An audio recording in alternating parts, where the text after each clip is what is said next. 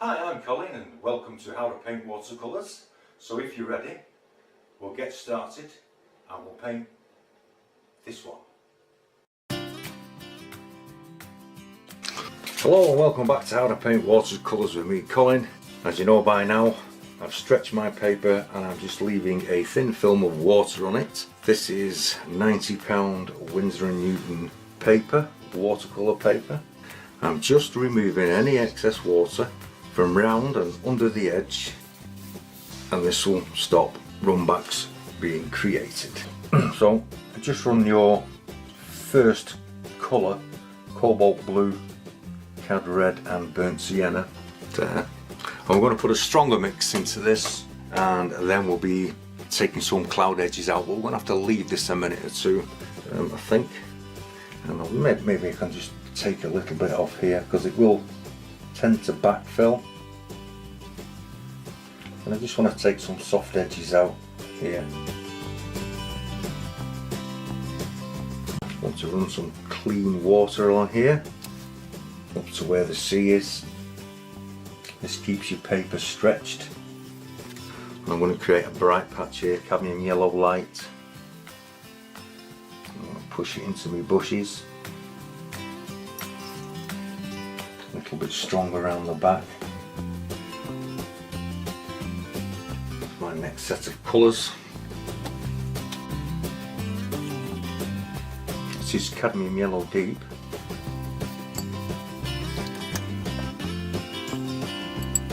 This is cadmium yellow deep, yellow ochre and burnt umber. You sort of get a mustardy brown kind of colour. Just going to sweep this in some areas.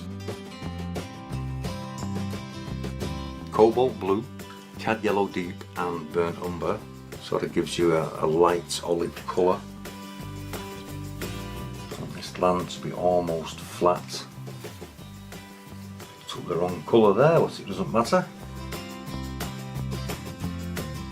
And now we're just going to leave this a couple of minutes for the sky to start to dry, and then we'll put the next set of clouds in on the top of these. So we'll have to give it a couple of minutes.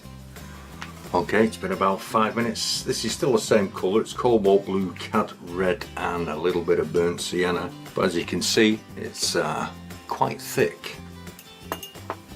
And we're just going to drop this in and just create some interesting shapes. Pulling it darker into the corners.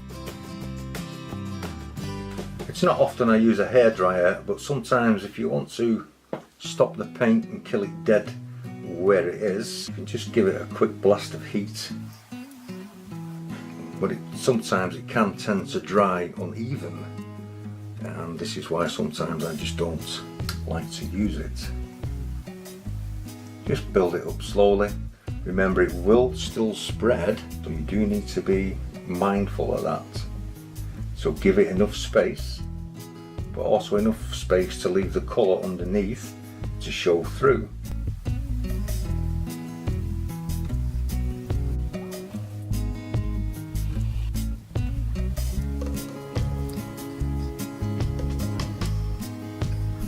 And what I want to do is I just want to take out a bright spot here, just underneath this cloud. Then on the top parts of where you've put very deep cobalt blue, cadmium red and burnt sienna, just take out the edges of some cloud. Just on the top edge. This is just a rolled up kitchen roll.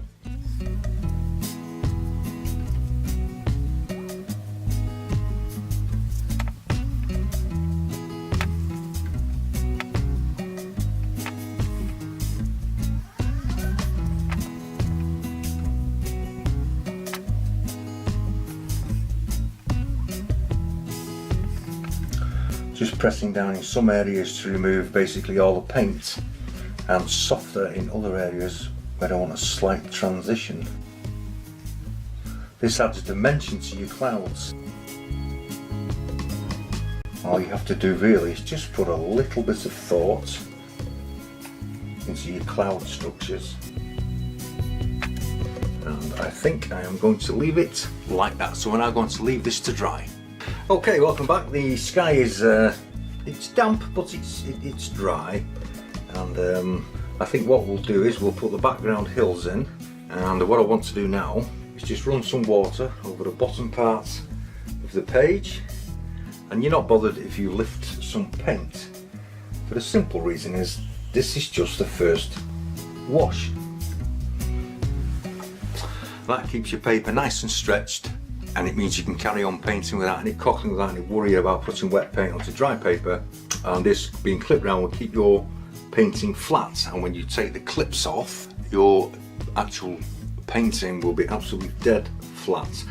With some of the sky colour again, we mixed, because there's a layer on, we can just put another layer over the top just to bring the hills out.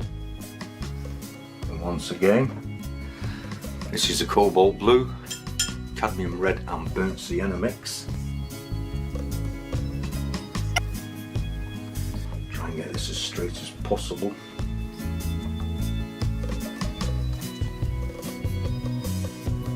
Now you can leave your background hills like that, but it's always nice to add a little bit of interest in the background and just lift some paint out just where you think the light would catch on the top of the hills.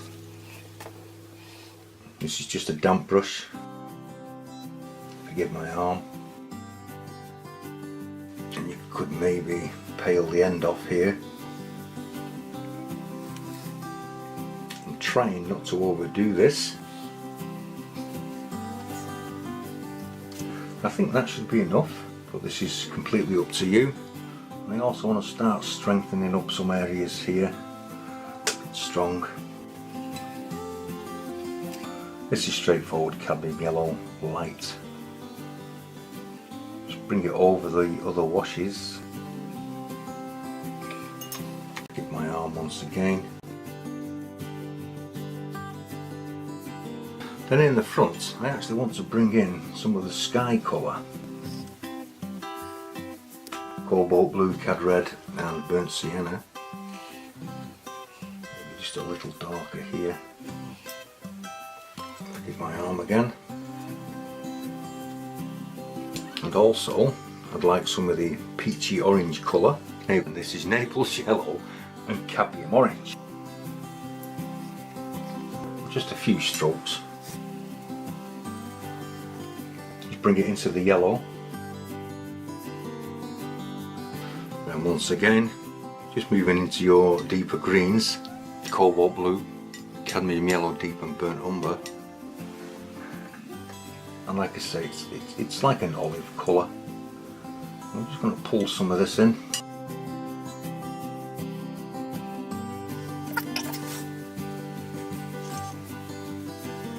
Just feathering it in. Just removing a little bit of paint just for a little more interest, and we're going to move into some of the darker green here now, which is the French ultramarine, the cadmium yellow, deep and burnt umber. I'm just going to bring this in, and I want the blue, the sky colour to show through there.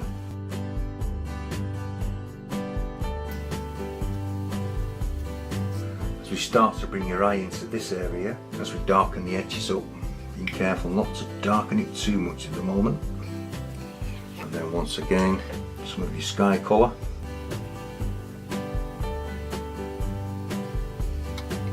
And the reason why you add your sky colour to the land area is it's just a tiny bit, and your eye will melt all these colours together and the painting will look right when it's dry. We're going to leave this now to dry. Now that that's dry, what I've got here is just a gold hair mop brush, and I'm going to break it open with just a little water into your sky mixture, and I'm going to take most of the paint off it. And I'm going to dry brush very lightly across the water here at the back, where you get a hit and miss effect, and this will create a sparkle on your water.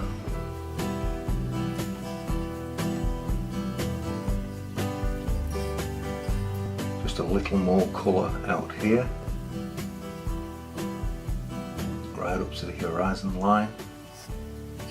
Just a hint of a reflection just dropped in or scrumbled in with your goat hair mop brush, and I'm going to leave that as it is. I just want to come and put the path in, so I'm just going to add a little bit of water here. Just push it in. Then a little bit of light red down here, moving into a little bit of light red and burnt umber as we come round the corner. Then we're going to be moving straight into burnt umber and bring it into the grass. Light red and burnt umber in as well, and also into that some French ultramarine and burnt umber just for a bit of dark colour. And as it goes through the wet paint, you can see it paling off. And taking some of your light red, and I just want to put a little roof in here for now. Maybe a little line of brick there. Chimney pot. I'm going to drop the light red and burnt umber. It's just a little variation, that's all. I'm just taking a rigger brush and some of that mustard yellow, cad yellow deep, yellow ochre and burnt umber. And we just might just drop in some tree trunks here. These are only tiny trees, they're very far away. You won't see all them branches. And also into that, I just want to drop a little bit of the dark colour, burnt umber, French ultramarine. Then once again back to our greens. I'm just going to break it up once again, and with the olive green colour, which is a cobalt blue, cad yellow deep and burnt umber, I'm just going to put a back edge of bushes in here. But I want them to be in a straight line. So I'm just putting a piece of paper there down. And bring it into the sea. There's no detail for these really, it doesn't warrant any.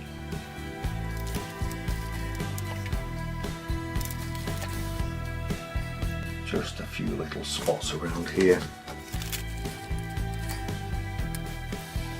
Add a little bit of that dark to this burnt umber. And once again, I'm just going to add a little bit more. Drop a little bit of a shadow side on this side of the path here. Then with some of the yellow green, which is the French ultramarine, cadmium yellow deep and burnt umber, only this is at the very yellow side. I hope you can see that.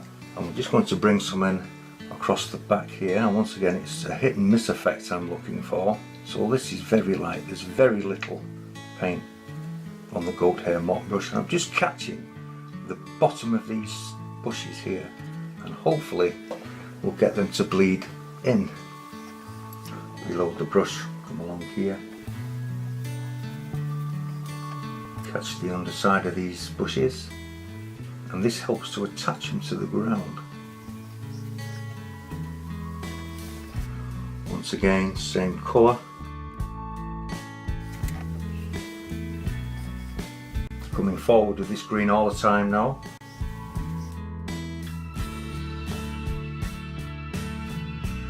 And then with some of your lighter green, we'll just put a bit of a canopy just on the tops of these trees. Some of the darker green now. French ultramarine, cadmium yellow deep and burnt umber. And I don't want any in the house at the moment, so I'll try and keep that edge clean. And with some of the light red and burnt umber, add that in as well. And I'm just coming in around the side of the house just to put the dark green in.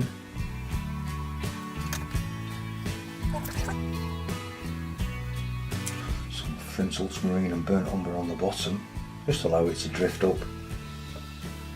And take a small detailed brush and just pull it through. That will give you your twigs and branches. And then with a damp brush, we're just going to soften the dark edge into the ground. Just pull a little shadow forward and just pull the shadow onto the grass. once again into the nice rich dark green, and we can sort of put this line of bushes in here. A few dark bits of foliage in here. Once again with the dark green. And I'd like to bring one up here, I think. Once again, I'm just picking up a little bit of the sky colour, and I just want to put it on the gable end of this house just to form a shadow.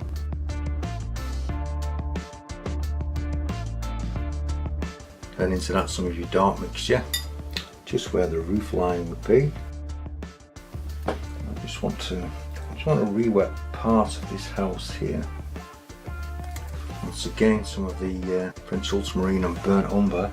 I'm just going to tuck this right under the roof, under the eave, and I want to allow this to drift down and form a little shadow.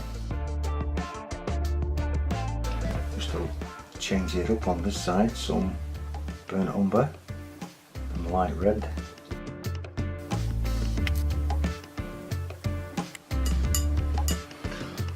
Once again, I just want to drop a little dark undergrowth in it to make it stand out.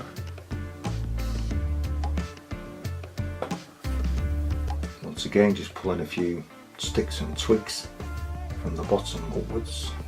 Once again, just soften it into the ground.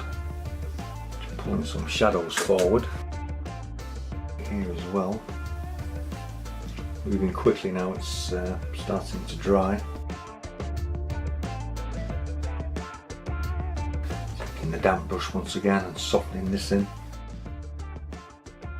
Just pull a little shadow out. Might need a little bit more paint as it's drying, but whilst it's still wet, we're just going to take the damp brush and pull some of this out into the shadows. And you see how that grounds the colour and brings it into the ground, so it doesn't look like it's been stuck on. Before we do the last bit here, I think we'll let it dry off a little bit more. So what I want to do is just put some window panes in. And they're just dots. A nice bright red door. A little bit of red will pull your eye into the picture. I'm just checking for bits and pieces now. I do want to bring some branches and twigs out here.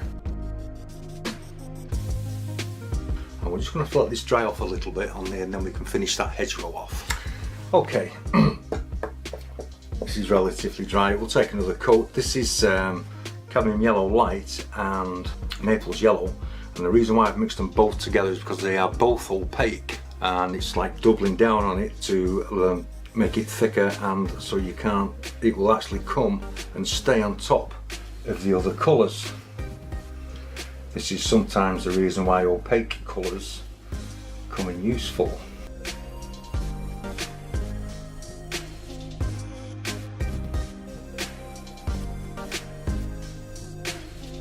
The trick is to get enough on so you don't disturb the paint underneath.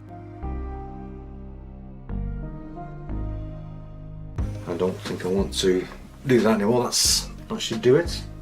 Now we can move back to our darks, French ultramarine and burnt umber.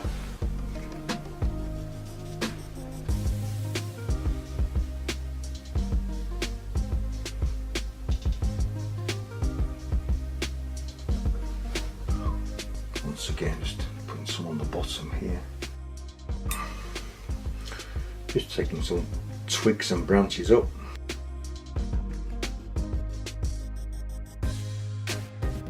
Once again, just softening the bottom off into the grass. See, I don't want these to be too bright. It just helps to support the bright patch where the house is. And I just want to add some grasses in if I can, not too much. Once again, just softening one or two areas.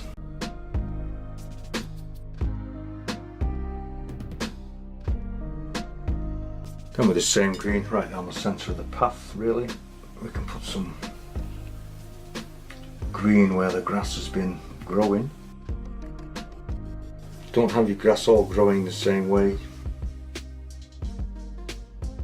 And I just want to run a little shadow, just sort of kind of outline the path. Put a shadow where that door is and the window. And being as we're at the sea, I think my usual 3 little birds. And then you get to the best bit now. This is where you get to sign it, mount it and frame it.